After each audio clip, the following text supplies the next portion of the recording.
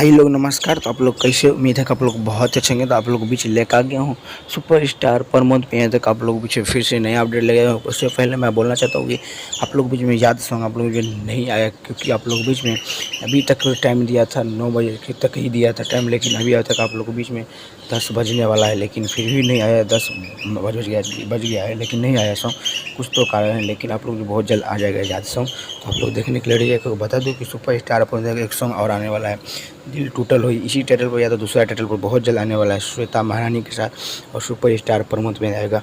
तो आप लोग कमेंट करके बताइए कितने कब आएगा। जल्दी आएगा तो जल्दी आएगा, लेकिन आप लोग बता दूं कि और याद सॉन्ग आ गया होगा तो आप लोग जाकर देख सकते हो। लेकिन अभी तक 10-9 बजे तक टाइम दिया था लेकिन नहीं आया। लेकिन आप क्या मन क्यों नहीं आया, आप अगले वीडियो में बताऊंगा शाम में क्यों नहीं आया। बता दूं कि दिल टूटल हो, ये सॉन्ग बहुत जल्द आप लोग को देखने को मिलेगा सृष्टि म्यूजिक से या तो प्रमोद एंटरटेनमेंट से मेरे देखने को मिलेगा। तो आप लोग देखने के लिए रेडी। और बता दूं कि कल जो सॉन्ग आया है प्रमोद यादव का, वो सॉन्ग जाकर आप लोग देख सकते हो, क्योंकि बहुत ज़बरदस्त, बहुत ही ब्लास्ट का सॉन्ग है।